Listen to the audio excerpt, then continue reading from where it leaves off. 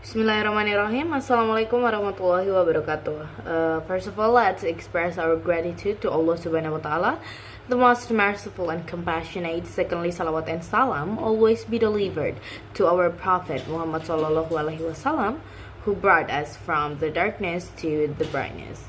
So let me introduce myself. My name is Alya Nanda Muthia. I'm a 5th semester student from English Education Department, PBIA 2023, Fakultas Tarbiyah dan Keguruan, UN Alauddin, Makassar.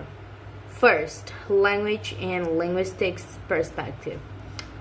Language may define as a system, as a method or a system of communication used by humans to communicate meanings or messages from thoughts and feelings, which is constructed from conventionalized elements or symbols such as sounds, words, phrases, sentences, and meanings. Language in psycholinguistics perspective.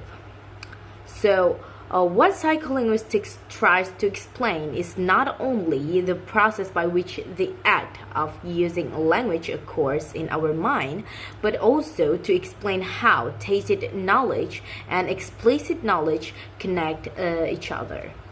According to Raksasak Leonardi, J. and Kelso J. S. 2008, the use of language from the perspective of psycholinguistics include three key main areas, namely language production, language perception, and language acquisition.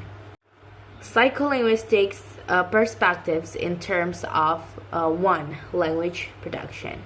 First, the conceptualization stage and semantical knowledge. So the first stage of language production is conceptualization, which can be understood as a process of bringing concepts, ideas, or intentions into our minds as an initial preparation before we start speaking. Second, the formulation stage and syntactical knowledge. So the formulation stage refers to the activity of creating or preparing language production by selecting appropriate words and sentence structures combined to make a meaningful speech. And the third one is the articulation stage and phonological knowledge. So the articulation stage refers to the act of pronouncing concepts that produce a series of clear and effective speeches. To be able to carry out the articulation stages with such a quality, we need phonological knowledge.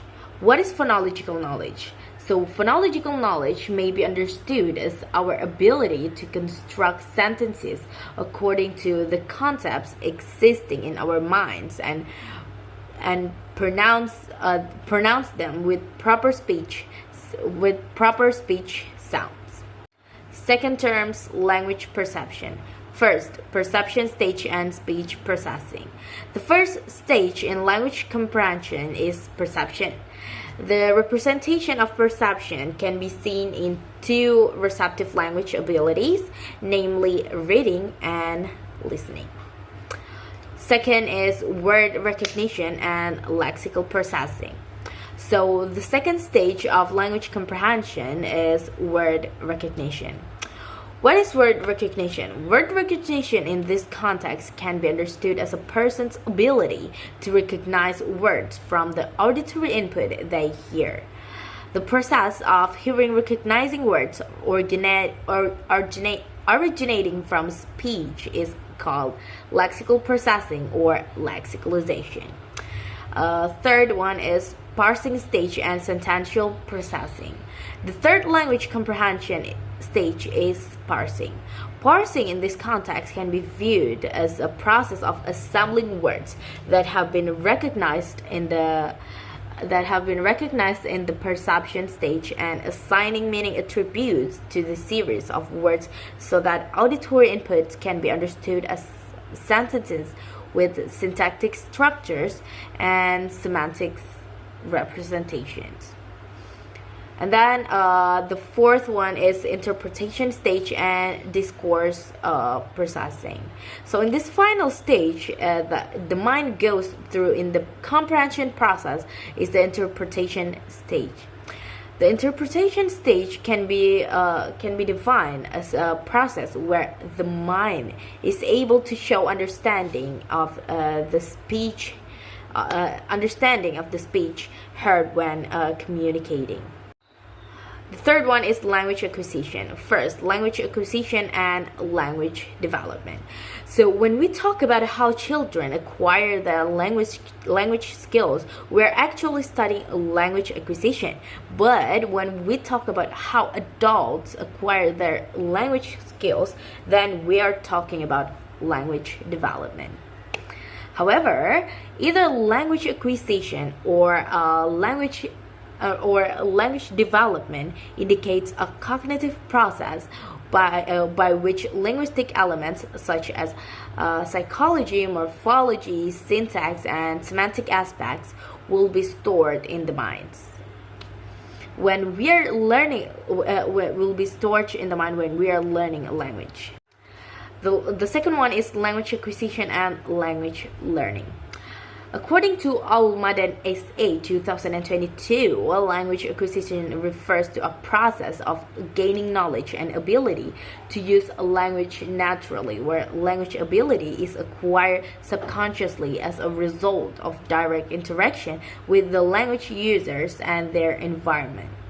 Meanwhile, language learning refers to an active learning process carried out to gain knowledge and skills in using language, where language skills are required consciously as a result of a formal teaching process under the instruction and guidance of a language teacher. Okay, and the last one, I will explain the differences and the similarities between these three parts that I have explained earlier. Similarities. Language production, language perception, and language acquisition are all mental processes that happen in the brain when we use the language. They all need the same kinds of knowledge. First, meaning or semantic. Second, sentence structure or syntax. And sounds or phonology. For example, when we speak or production, we use meaning to choose the right words, syntax to make correct sentences, and phonology to say the words clearly. The same happens when we listen or read, or we call it perception. The brain hears or sees words, put them into sentences, and understand the meaning. None of these processes can work well without language acquisition, because acquisition is how we build and store the language, the knowledge that lets us speak and understand the language. And then for the differences, the main difference is in the direction and time. First, language production goes from the ideas to speech, or we call it top to down. And then we think of what we want to say, choose the right words and structures, and then we speak. Language perception goes from sounds or text to meaning, or we call it bottom to up. We hear or read and recognize the words, and then understand the sentence and structure, and then get the meaning. For language acquisition is different, because it is a long-term process of learning a language, either naturally or acquisition, or through formal study or learning. In short, production and perception are what we do when we use language right now, while acquisition is how we build the ability to do both. Okay, I think that's all from me. I sincerely appreciate all of your attention, and if there are any mistakes, I apologize previously. Wassalamualaikum warahmatullahi wabarakatuh.